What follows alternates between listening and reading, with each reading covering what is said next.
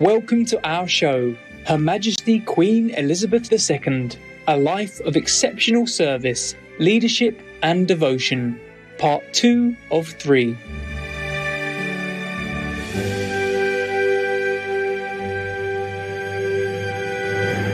At the end of 1936, when her father, His Majesty King George VI, inherited the throne, Elizabeth's life and destiny changed. She made her responsibilities and service to her nation and people priorities over her own personal interests.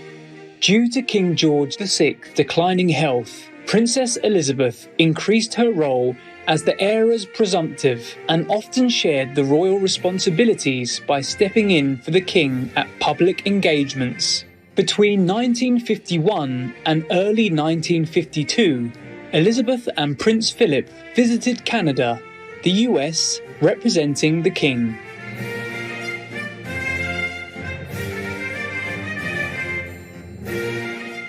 On February 6, 1952, while the royal couple was still visiting Kenya, Elizabeth received the devastating news that King George VI had passed away, and consequently Elizabeth would accede to the throne. The couple immediately returned to the United Kingdom and moved into Buckingham Palace.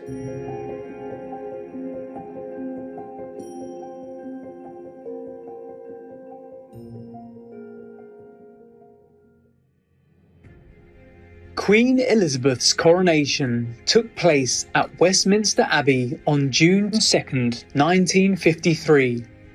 To record the event, TV cameras were allowed inside the royal church for the first time. The coronation thus became the first transatlantic TV broadcast, being watched by 27 million people in the United Kingdom and an estimated 300 million worldwide. With her extraordinary strength and the love and support of her people, Her Majesty began a new chapter in governing Britain as Queen Elizabeth II.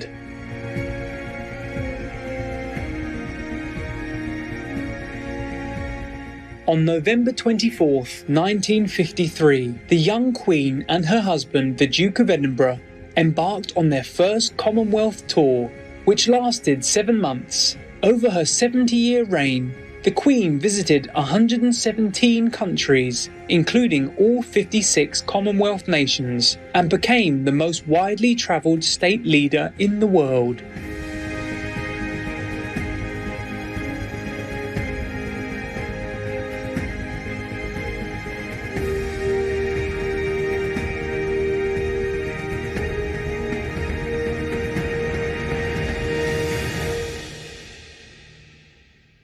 Queen Elizabeth's extensive travel itinerary was one of the diplomatic vehicles she used for reaching out to her country's opponents and finding common ground to help achieve global peace and understanding. She sought to strengthen relations among nations, influence public opinion, and improve bilateral trade. She displayed admirable courage and determination during her visits to the Republic of Ghana in 1961 and to Canada in 1964, as both were conducted amid social and political tensions that put her safety at risk.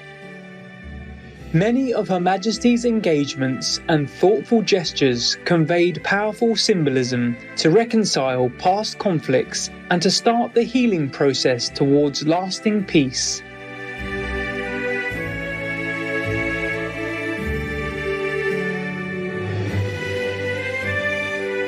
In May 1965, she and her husband made the first visit of a British monarch to Germany since 1913 to bring the two nations back together from the rift caused by war 2 decades earlier. Her friendliness and grace won the hearts of the German people.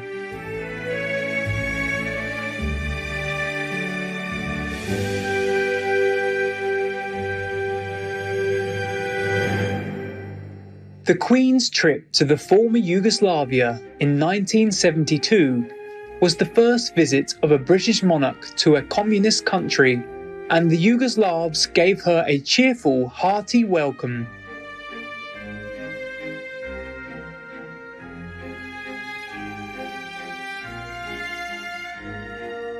In 1986, Queen Elizabeth became the first British monarch to be the guest of China.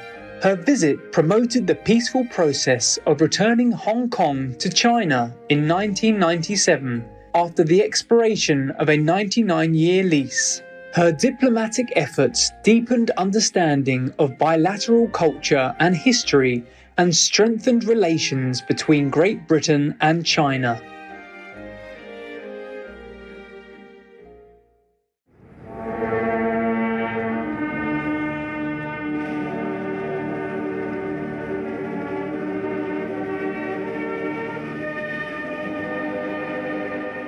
In 1994, Queen Elizabeth visited the Russian Federation, where His Majesty Tsar Nicholas II, a distant cousin of both the Queen and Prince Philip, was executed with his family in 1918.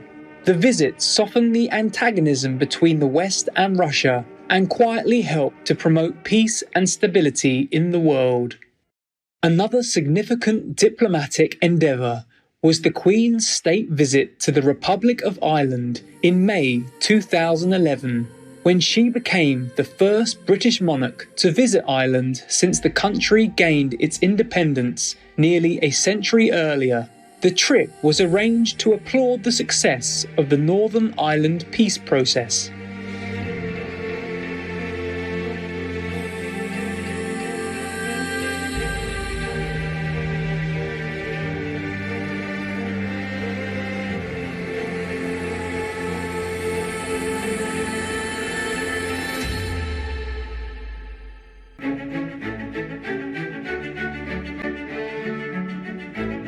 In her capacity as monarch, Queen Elizabeth made great efforts to mend the wrongdoing perpetrated during the days of the British Empire. In the 1960s and 70s, a wave of decolonisation swept across Africa, the Caribbean and Asia. The Queen oversaw the efforts of many countries to gain independence and become self-governing nations. The British Empire quickly evolved into the Commonwealth of Nations, which has grown into an entity that contains 56 member states.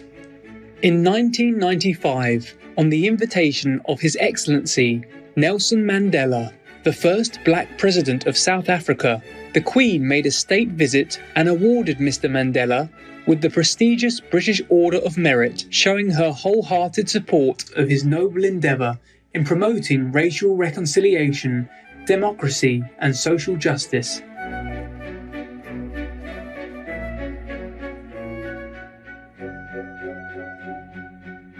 During her reign, Queen Elizabeth also made many other pioneering moves and gestures. In 2012, she extended the hand of friendship to the Honourable Martin McGuinness, the former commander of the Irish Republican Army and then Deputy First Minister of Northern Ireland. The handshake was considered a historical moment, signifying the beginning of a new, peaceful relationship.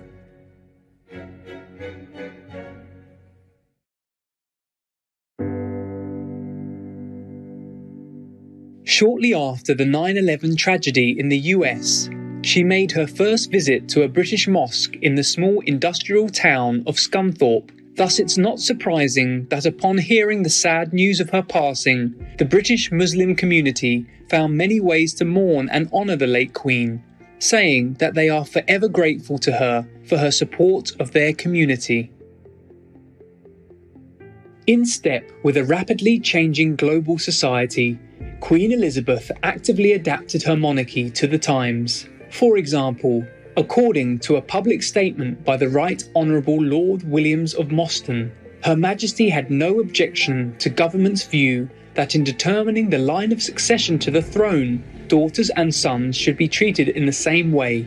The comment was designed to urge the British Parliament to end the age-old royal practice of male preference, and to make succession to the crown not dependent on gender.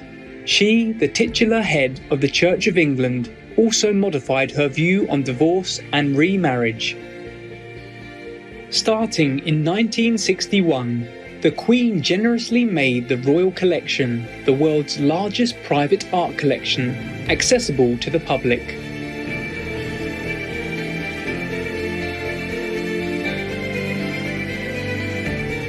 During her Australia and New Zealand tour in 1970, she initiated the impromptu royal walkabout to meet ordinary people. The practice changed the way the royals met the public and lasted for the rest of her life.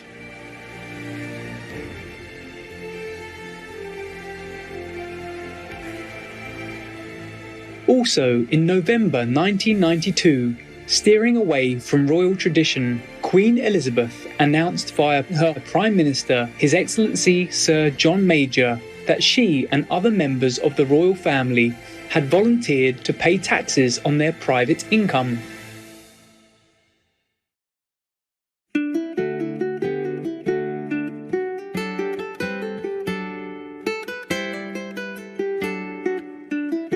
In 1993, she opened Buckingham Palace to the public each summer, and her garden parties included guests from all walks of life.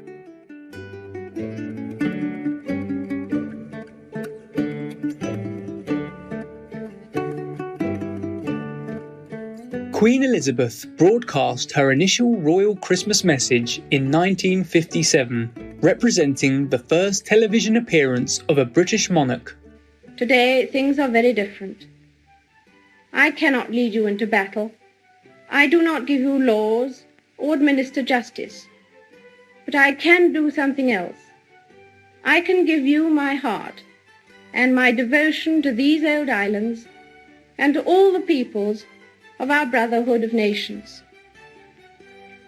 I believe in our qualities and in our strength. I believe that together we can set an example to the world which will encourage upright people everywhere. I hope that 1958 may bring you God's blessing and all the things you long for. And so I wish you all, young and old, wherever you may be, all the fun and enjoyment and the peace of a very happy Christmas.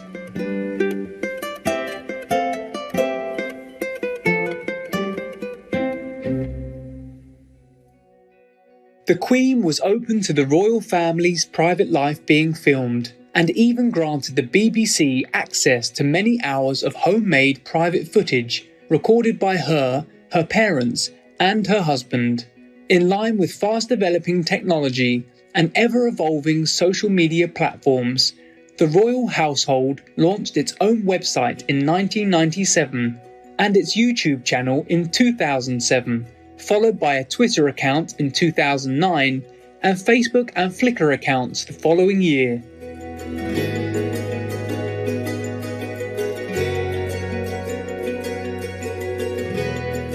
Vegan, 'cause we hate murdering. Distinguished viewers, thank you for your company today during our show, Her Majesty Queen Elizabeth II, A Life of Exceptional Service, Leadership and Devotion, Part 2 of 3.